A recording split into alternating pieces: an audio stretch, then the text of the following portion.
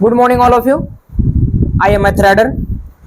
मेरे प्यारे दोस्त, जो भी 10th के बच्चे या 12th के बच्चे 2025 में बोर्ड एग्जाम देने वाले हैं, बिहार बोर्ड एग्जाम, ठीक ना, उसके लिए आज हम आपके लिए बेस्ट कोर्स लेकर आ गए हैं हिंदी ग्रामर का। ठीक ना, या तो 10th के बच्चे हो या तो 12th के बच्चे, बोर्ड एग्जाम में तो आग लगा कर रख देगा जी। ठीक ना, देखिए इस बुक का नाम है बोर्ड परीक्षा में हूबहू लड़ाने वाला किताब नंबर 1 सीनियर हिंदी व्याकरण बुक। अगर इस बुक से बोर्ड एग्जाम में 50 में 50% क्वेश्चन ग्रामर का नहीं लड़ा तो फिर आप जो कहना है ना वो कहिएगा। ओके, देखिए छोटू, ये जो है ना आपको 6 और 12 दोनों की बच्चे के लिए ना बहुत इंपॉर्टेंट साबित होने वाला, वो भी एकदम आसान भाषा में लिखा गया। ओके, इसलिए बुक अगर लेना है तो आप कमेंट सेक्शन में रिप्लाई डालिए और बुक भी खरीद सकते हैं, या तो आपको जो है ना पूरी सिलेबस आपको पेड मिलेगा लिमिट टाइम के अंदर। ओके, तो टाइम ना गवाते हुए हम आपको वीडियो को लेकर चलते हैं।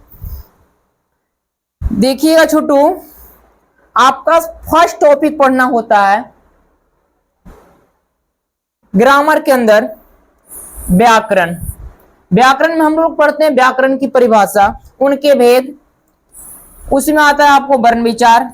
वर्ण विचार को जो है ना आपको ऑब्जेक्टिव प्रश्न मिलेगा। जैसे ही टॉपिक एंड होगी ना आपको जो है ना उसका ऑब्जेक्टिव क्वेश्चन प्रैक्टिस किया जाएगा, और जो क्वेश्चन हम आपको ऑब्जेक्टिव प्रैक्टिस करवा देंगे वही क्वेश्चन बोर्ड एग्जाम में हूबहू लड़ेगा।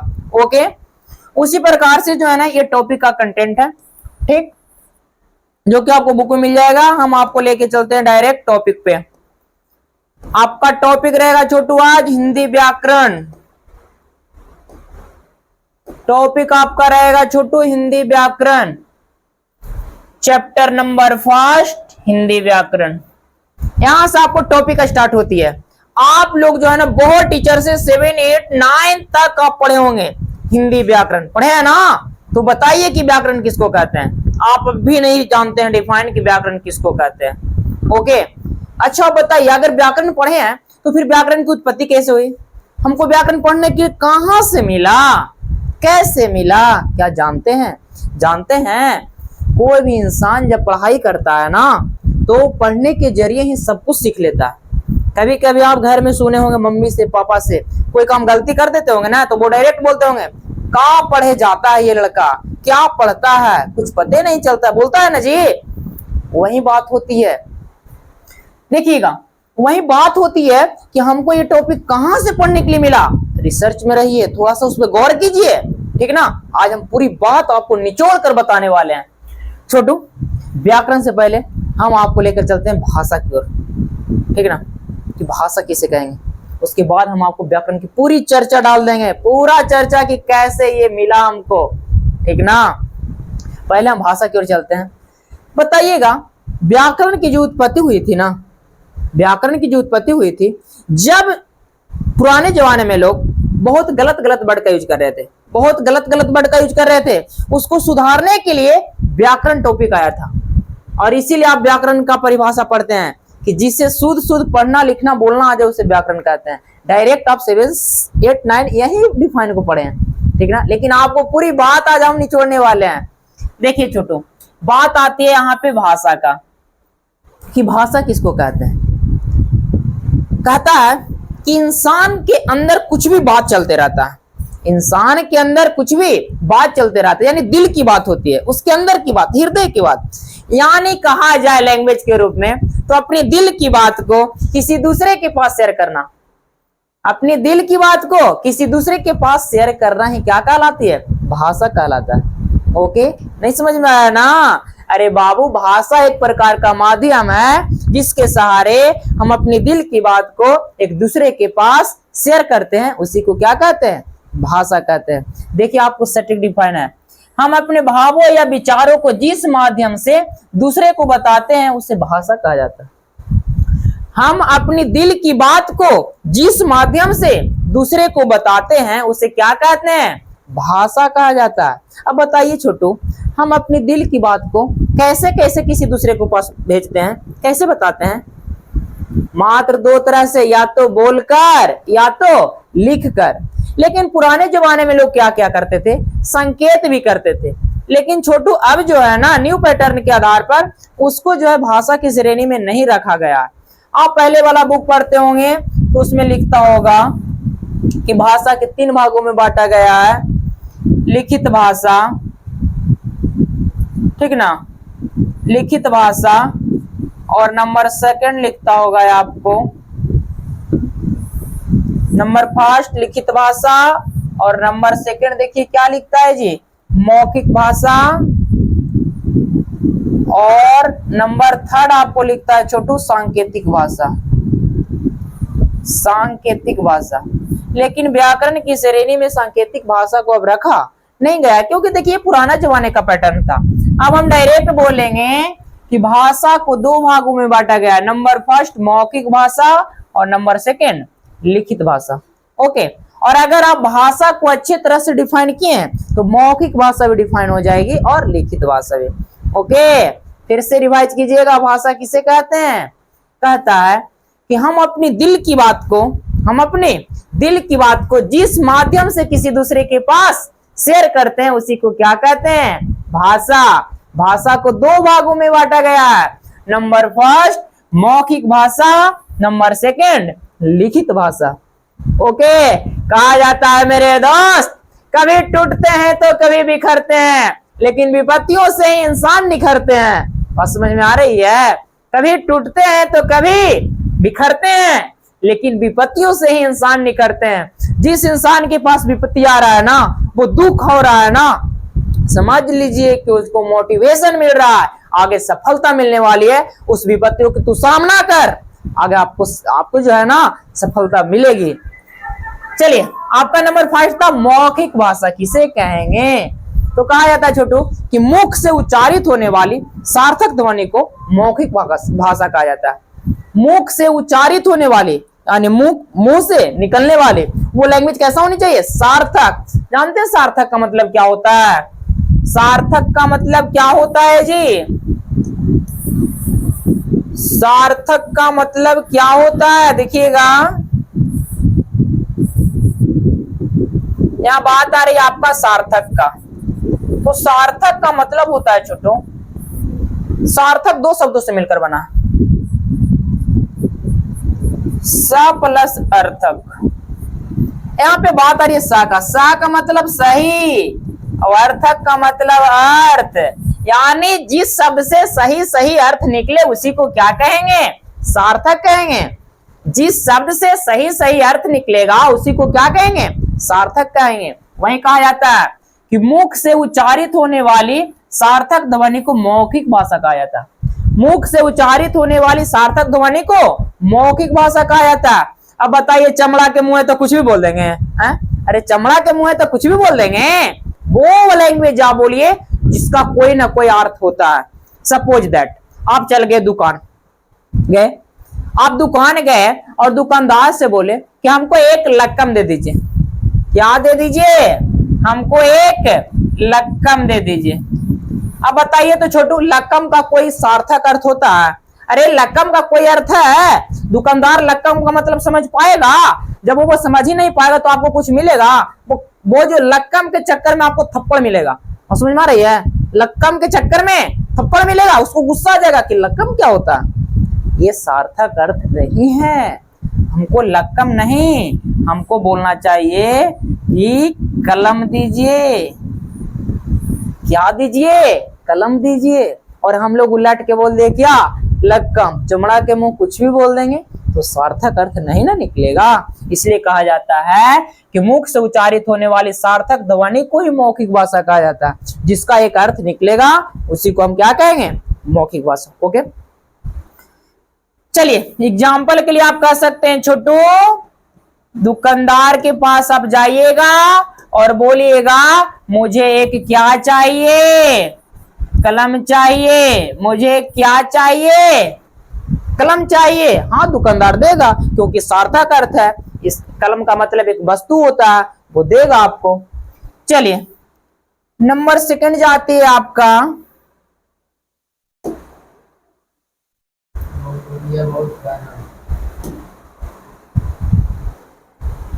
नंबर 2 जाता है आपका जी, देखिएगा लिखित भाषा। नंबर सेकंड जाता है आपका लिखित भाषा।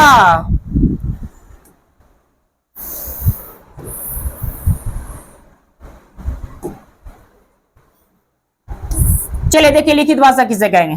कहता है हाथों से लिखी गई सार्थक ध्वनि को लिखित भाषा कहा जाता है। हाथों से लिखी गई सार्थक ध्वनि को लिखित भाषा कहा जाता है। देखिए अब छोटू हाथ है तो क्या हम कुछ भी लिख देंगे? हम वही चीज लिख सकते हैं जिसका एक अर्थ होता है, जिसको हम कुछ लिख के अगर दे तो वो समझ सके और हमको वो दे सके, ठीक ना। तो हाथों से लिखी गई सार्थक ध्वनि को लिखित भाषा कहा जाता है। हाथों से लिखी गई सार्थक ध्वनि को लिखित भाषा कहा जाता है। बहुत शॉर्ट लैंग्वेज है, बहुत शॉर्ट लैंग्वेज और बहुत इजी लैंग्वेज है, ठीक ना। छोटे छोटे बच्चे भी इस बात को याद कर सकते हैं।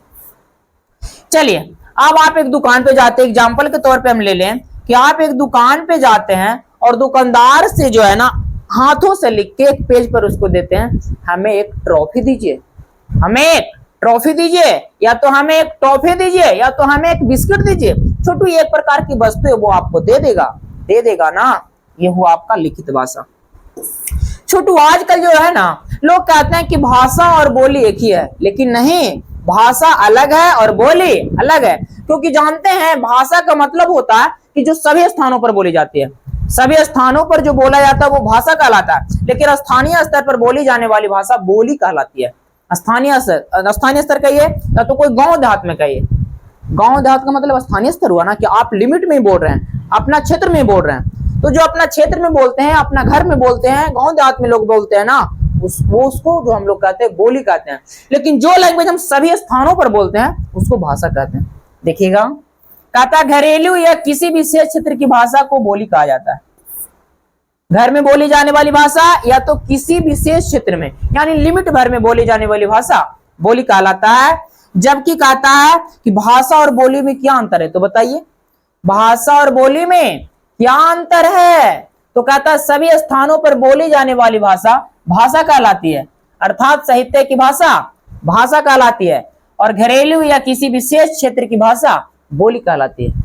सभी स्थानों पर बोली जाने वाली भाषा कहलाती है और स्थानीय स्तर पर बोली जाने वाली भाषा बोली कहलाती है। यानी जो सभी स्थान पर बोल सकते हैं भाषा, स्थानीय स्तर पर बोल सकते हैं बोली। ओके एक एग्जाम्पल के मदद से हम आपको समझाना चाहते हैं मेरे दोस्त कि किसको कहते हैं भाषा और किसको कहते हैं बोली। ओके जानते हैं, देहात की बात है। एक लड़का है वो कहते हैं अपने पिताजी से, एक लड़का वो कहते हैं अपने पिताजी से, पापा मुझे 2 रुपया दीजिए ना, पापा मुझे 2 रुपया दीजिए ना। बताइए ये तो आप भी बोलेंगे हम भी बोलेंगे, ये साहित्य की भाषा है, सभी स्थानों पर बोला जाएगा कि नहीं? तो ये क्या कहलाएगा? भाषा कहलाएगा। ये साहित्य की भाषा है, सभी स्थानों पर बोली जाती है, इसलिए भाषा की श्रेणी में आएगा।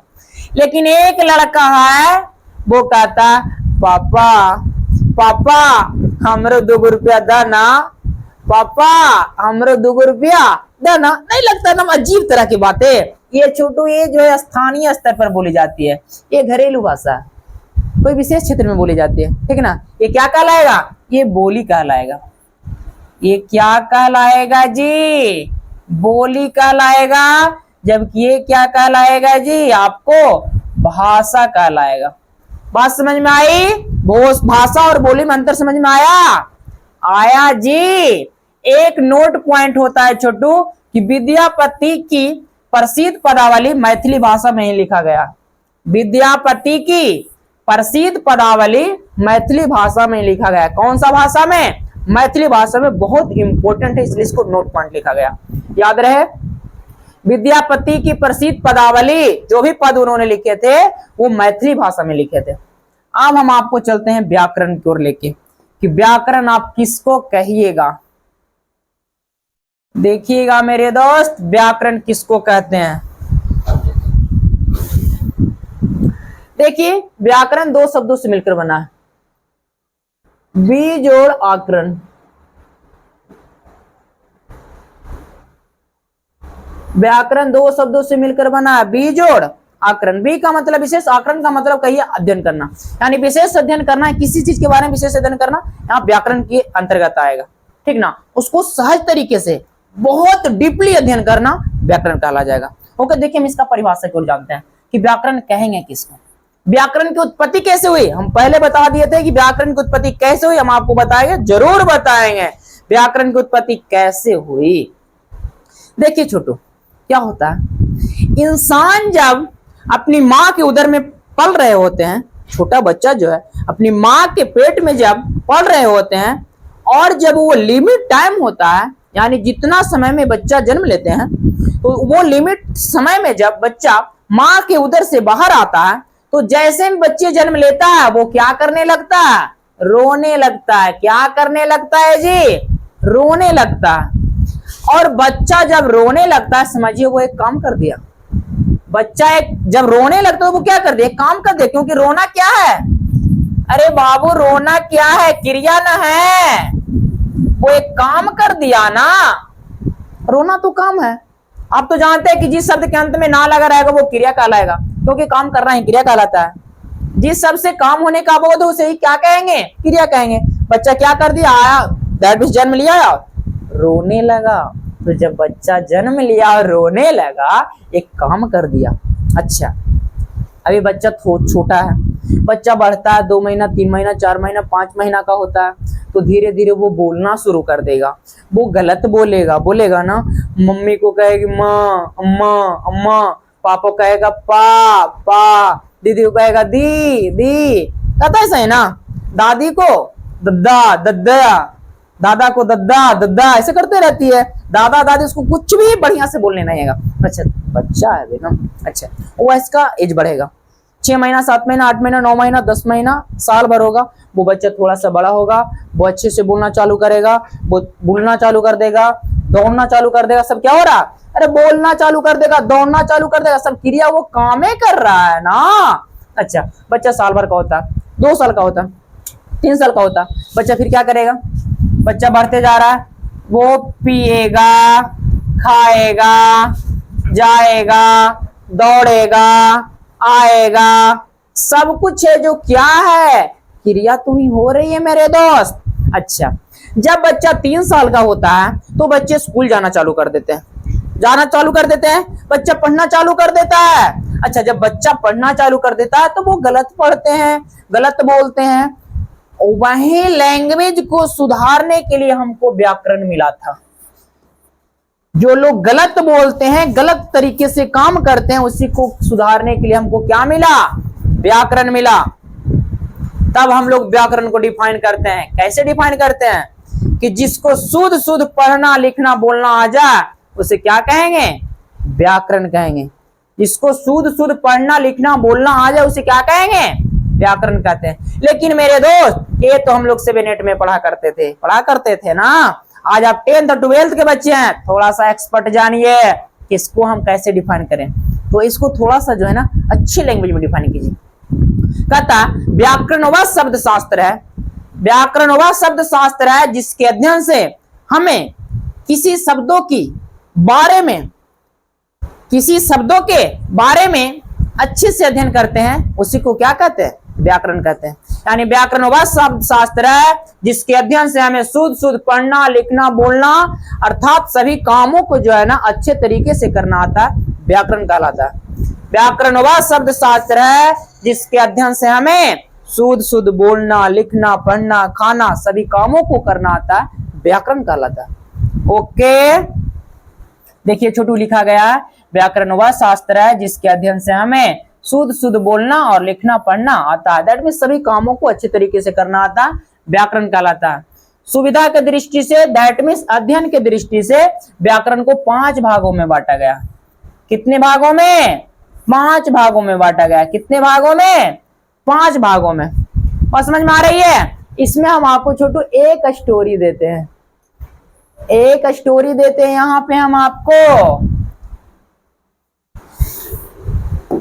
सुनिएगा। स्टोरी कहता है छोटू, यहाँ पे स्टोरी कहता है आपको कि मेरा एक दोस्त था, और जो मेरा दोस्त था उनका जो है ना कम एज में ही शादी हो रहा था।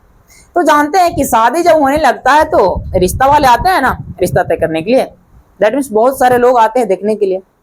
तो जो मेरा दोस्त था उनसे क्वेश्चन किया गया कि बताइएगा कि व्याकरण किसे कहते हैं। तो उस समय वो लड़का 8 में पढ़ता था, तो वो डिफाइन तो दे दिया कि जिसे सुश्रुत पढ़ना लिखना बोलना आता है उसे क्या कहेंगे, व्याकरण कहेंगे। लेकिन वहीं रिश्ते वाले में से कोई जो था ना, वो बोल दिए कि अच्छा छोटू बताइएगा कि व्याकरण को कितने भागों में बांटा गया है।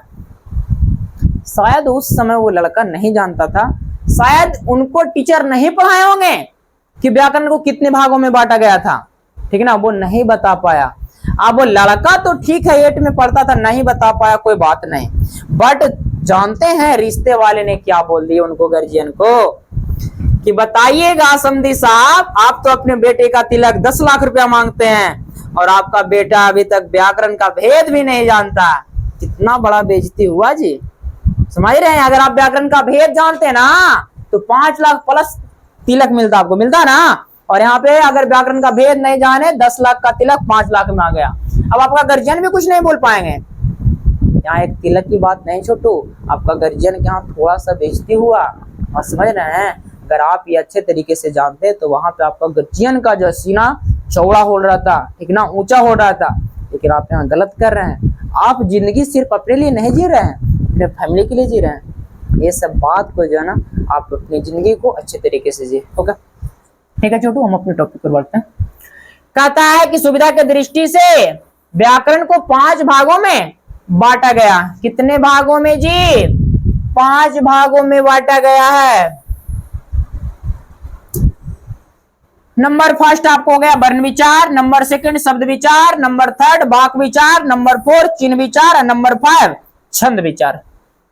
फिर से वर्ण विचार, शब्द विचार, वाक विचार, चिन्ह विचार और छंद विचार। हम प्रत्येक को जो है ना डिफाइन करके चलेंगे और फिर एक का टॉपिक लेके उसको चर्चा में डालेंगे। जानते हैं छोटू, यही 5 भेद मिलकर पूरा व्याकरण की उत्पत्ति कर दिया है जी। यही 5 भेद मिलकर मेरा पूरा व्याकरण की उत्पत्ति कर दिया, जिसमें हम लोग 25-26 टॉपिक पढ़ते हैं, ठीक ना। चलिए, आपका नंबर फर्स्ट आता है वर्ण विचार। किसको कहिएगा? वर्ण विचार। वर्ण के बारे में जानना है, वर्ण के बारे में विचार करना है, क्या कहलाएगा? वर्ण विचार। लेकिन आपको यह सोचना है छोटू कि वर्ण विचार किसका टॉपिक है? व्याकरण की टॉपिक है ना। वर्ण विचार किसका टॉपिक है? व्याकरण की टॉपिक है ना। देखिए कैसे डिफाइन करेंगे। कहेंगे कि जिस व्याकरण के अंतर्गत हम वर्णों के परिभाषा, वर्णों के भेद, वर्णों के परिभाषा, वर्णों के भेद, उत्पत्ति एवं विकास का अध्ययन करते हैं, उसी को क्या कहते हैं? वर्ण विचार कहा जाता है। देखिए, कहता है इसमें वर्णों या ध्वनियों की परिभाषा, भेद तथा संयोग का अध्ययन किया जाता है। बहुत सटीक लैंग्वेज लिखा गया। इसमें वर्णों या ध्वनियों के परिभाषा, भेद तथा संयोग का अध्ययन किया जाता है, उसे क्या कहते हैं? वर्ण विचार। आपको लगता होगा कि संयोग क्या होता है, तो छोटू वर्ण विचार के अंदर ही हम संधि का टॉपिक पढ़ते हैं ना, इसी को संयोग कहते हैं। नंबर सेकंड है शब्द विचार। किसको कहिएगा? तो इसमें शब्दों का परिभाषा, भेद तथा अर्थ आदि का अध्ययन किया जाता है। जिस व्याकरण के अंतर्गत हम शब्दों के परिभाषा, भेद एवं अर्थ का अध्ययन करते हैं, शब्द विचार कहलाता है। ओके, नेक्स्ट आपको वाक विचार। किसको कहिएगा? कहता है कि जिस व्याकरण के अंतर्गत हम वाक की परिभाषा, जिस व्याकरण के अंतर्गत हम वाक की परिभाषा, भेद तथा शुद्धता का अध्ययन करते हैं, उसी को क्या कहेंगे? वाक विचार कहा जाता है। देखिएगा, जो सेंटेंस होता है छोटू, कभी कभी कुछ सेंटेंस गलत होती है ना, उसका जो है लोग सही तरीके से अध्ययन करेंगे, वो किसके अंतर्गत करेंगे? वाक विचार के अंतर्गत। नंबर 4 आया आपको चिन्ह विचार। किसको कहेगा? इसके अंतर्गत वाक में प्रयोग की गए चिन्हों का अध्ययन किया जाता है, उसे चिन्ह विचार कहते हैं। चिन्ह विचार के अंतर्गत हम लोग वाक में प्रयोग किए गए चिन्हों का अध्ययन करेंगे, उसी को क्या कहेंगे? चिन्ह विचार। नेक्स्ट आपको छंद विचार। किसको कहिएगा? छंद विचार किसको कहिएगा जी? तो कहता है इसके अंतर्गत परिभाषा एवं उसके भेदों का अध्ययन किया जाता है, छंद विचार कहलाता है। जिस व्याकरण के अंतर्गत छंद के परिभाषा एवं भेदों का अध्ययन किया जाता है, छंद विचार कहलाता है। ओके, अब हम छोटू मेन टॉपिक की ओर चलते हैं। यहाँ पे नंबर फर्स्ट वर्ण विचार था, हम यहां से लेकर चलते हैं वर्ण का। आपका फर्स्ट टॉपिक मिलेगा वर्ण। देखिएगा छोटू, आपका फर्स्ट टॉपिक है यहाँ पे वर्ण का। यहां से आपको चालू होगा वर्ण विचार। चलिए, आप वर्ण विचार का तो डिफाइन जान ही गए कि जिस व्याकरण के अंतर्गत हम वर्णों के परिभाषा, भेद एवं संयोग का अध्ययन करते हैं, वर्ण विचार कहलाता है। अब आप क्या जानते हैं कि वर्ण किसको कहते हैं? इसके अंदर आती है वर्ण। एक एक टॉपिक को निचोड़ के चलेंगे जी। बोर्ड एग्जामिनर जहां से क्वेश्चन उठाना है उठा ले, हम तो आग लगा के ही रहेंगे। ओके, चलिए एक बात हो जाए। कहा जाता है मेरे दोस्त, रोजाना थोड़ी थोड़ी मेहनत करते जा, रोजाना थोड़ी थोड़ी मेहनत करते जा, आपको रोज की छोटी सी मेहनत आपको एक दिन बड़ी कामयाबी दिलाएगी। ओके, कहता छोटू वर्ण किसे कहते हैं? वर्ण उस मूल ध्वनि को कहा जाता है जिसका खंड या टुकड़ा ना हो सकता है।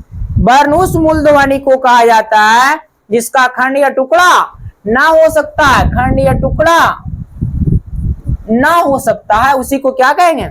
वर्ण कहते हैं। यानी वर्ण सबसे छोटा मूल रूप होता, किसी भी अक्षर का सबसे छोटा मूल रूप क्या होता?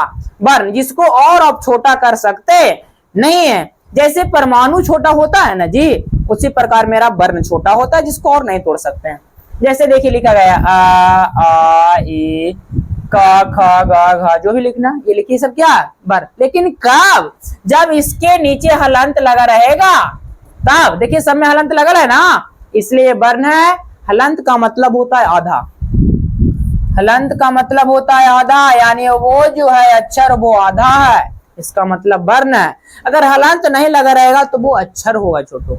ओके, वर्ण किसको कहेंगे? वर्ण उस मूल ध्वनि को कहा जाता है जिसका खंड या टुकड़ा ना हो सके। अगर जिसका खंड या टुकड़ा हो गया वो अक्षर कहलाएगा। क्या कहलाएगा? अक्षर कहलाएगा। जैसे देखिएगा, हम ले लेते हैं का, खा। का और खा वर्ण नहीं है छोटू, का और खा अक्षर है, क्योंकि का को हम तोड़ सकते हैं का प्लस आ में, खा को हम तोड़ सकते हैं खा प्लस आ में। देखिए खा में हम हलंत लेके चल रहे हैं, इसका मतलब खा आधा हुआ। का में हलंत लेके चल रहे, इसका मतलब का आधा हुआ। इसलिए अगर का कहे, खा कहे, गा कहे, यार अल्लाह जो भी कहे, हलंत नहीं लगाते तो वो अक्षर कहलाता है, क्योंकि वो टूटेगा। इसकी चर्चा हम आपको आगे करके चलेंगे, ठीक ना? वो व्यंजन संधि में चलेंगे या तो व्यंजन वर्ण में चलेंगे। चलिए बात आती है आप आपको छोटू कि वर्णमाला किसको कहेंगे? तो वर्णों के क्रमबद्ध समूह को वर्णमाला कहा जाता है, यानी वर्णों के माला को वर्णमाला कहा जाता है। वर्णों के क्रमबद्ध समूह को वर्णमाला कहा जाता है। हिंदी वर्णमाला में कुल 52 वर्ण होते हैं। कितने वर्ण होते हैं? 52 वर्ण होते हैं। हिंदी वर्णमाला में कुल 52 वर्ण होते हैं। कितने वर्ण होते हैं जी? 52। जो नीचे दिखलाया गया है आ ई, दैट मीन्स हर्षाई दीर्घाई, हर्षाओ दीर्घाओ, री ए आए ओ ओ। यहाँ पे आए छूट गया छोटू, आए कीजिएगा, आए यहाँ पे ऐड कीजिएगा जी।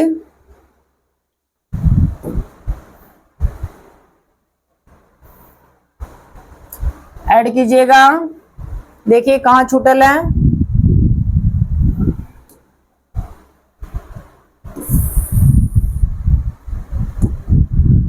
यहाँ पे छूटल है छोटू आपका है, ठीक ना?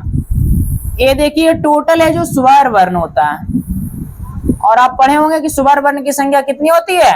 11 होता है। कितना? 11।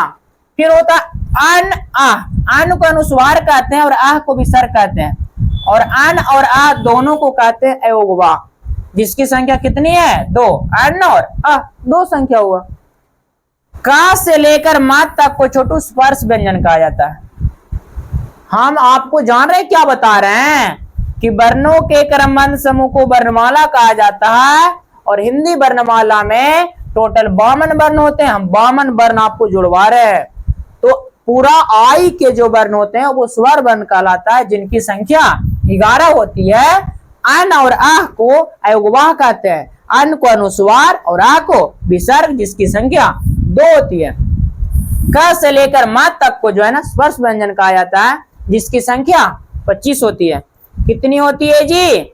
25 होती है।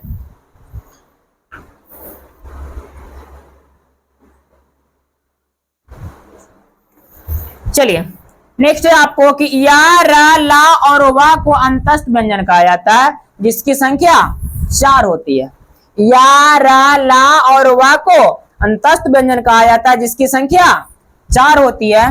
तलबिसा, मुदन्निसा, डंटिस और हा को उस व्यंजन कहा जाता है जिसकी संख्या भी 4 होता है। छात्र, ज्ञा और सरा को संयुक्त व्यंजन कहा जाता है जिसकी संख्या 4 होती है। और छोटू हिंदी के 2 अपना व्यंजन है जिसे द्विगुण व्यंजन कहते हैं। हिंदी के 2 अपना व्यंजन है जिसे द्विगुण व्यंजन कहते हैं। देखिए ये डा है, डा पर यहां बिंदु डाला है, ये ढा है, ढा के नीचे बिंदु डाला है। ओके चलिए, और ये दोनों जो है ना वर्णों का उच्चारण जो होता है किसी शब्दों के या तो बीच में होता है या तो किसी शब्दों के अंत में होता है। जैसे आप लिखते होंगे बाढ़,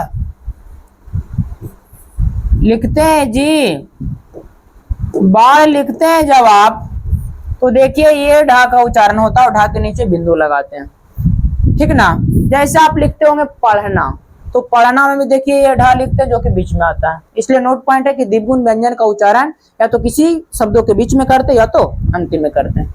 ओके देखिए छोटू, नोट पॉइंट बोलता है कि व्यंजन वर्णों में उच्चारण की सुविधा के लिए आ स्वर मिलाकर लिखा गया है।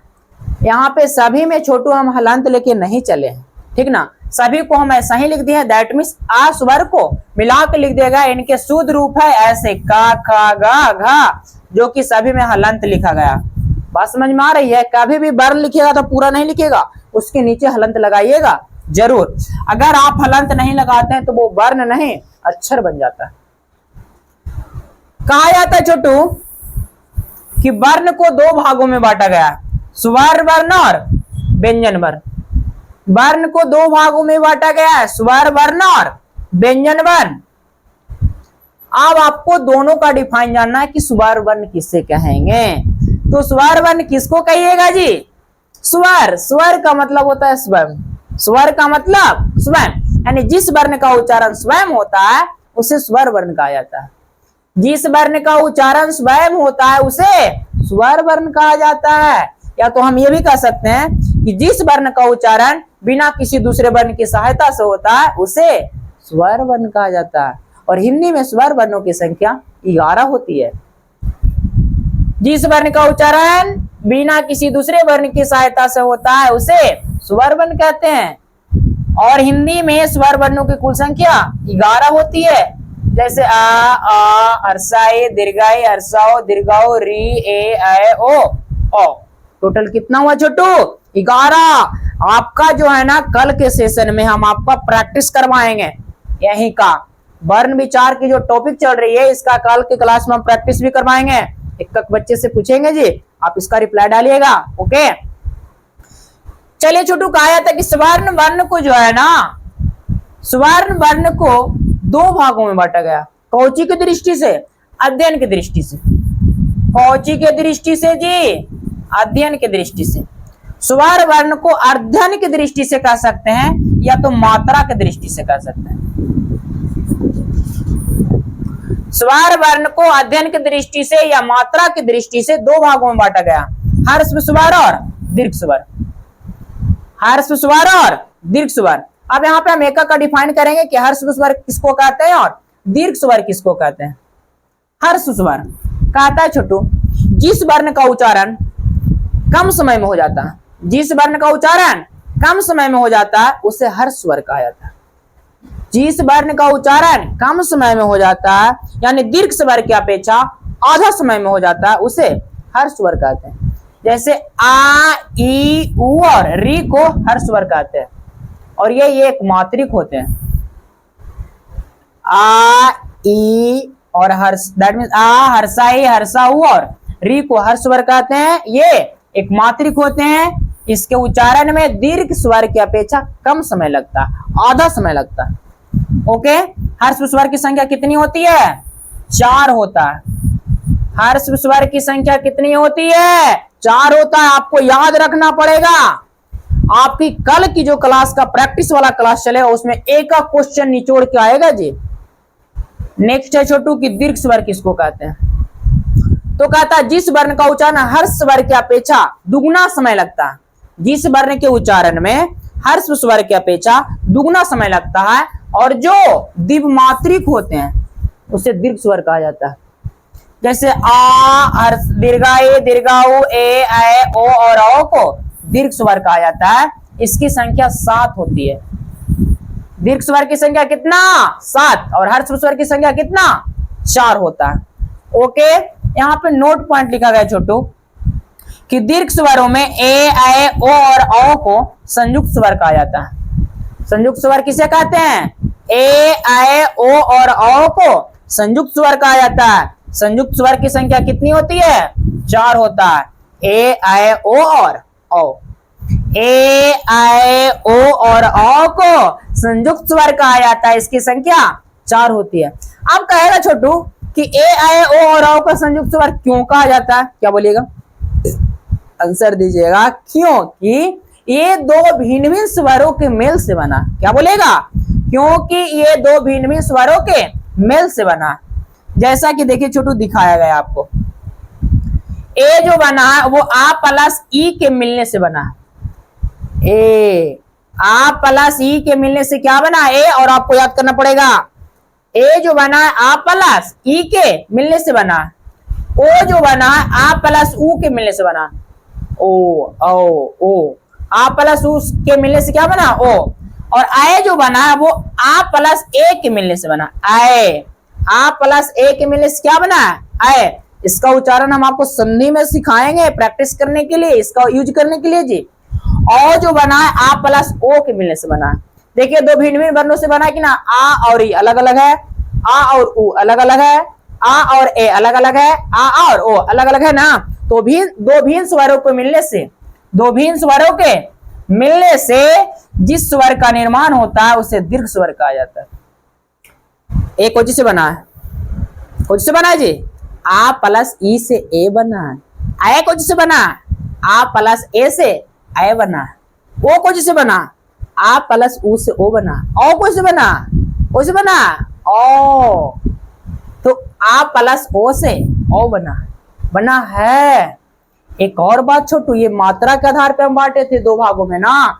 अब क्या हम कहते हैं कि जाति के आधार पर स्वर वर्णों को 2 भागों में बांटा गया। फिर से जाति के आधार पर स्वर वर्ण को 2 भागों में बांटा गया है, सजातीय स्वर और विजातीय स्वर। सजातीय स्वर और विजातीय स्वर। सजातीय स्वर और विजातीय स्वर। सजातीय स्वर किसको कहेंगे? एक ही जाति के स्वर को सजातीय स्वर कहा जाता है। एक ही जाति के स्वर को सजातीय स्वर कहा जाता है जी। अब कहेंगे एक ही जात क्या होता है? एक ही जात, 2 जात नहीं। एक ही जात के स्वर को सजातीय स्वर कहा जाता है। जैसे देखिए आ और आ और आ, देखिए दोनों समान स्वर हैं। आ और आ दोनों समान स्वर हैं। ई और ई, अरे बाबा यही ना है, जरूर एक हर्षा और एक दीर्घा। अरे एक बड़ा एक छोटा है लेकिन है तो एक ही जात ना।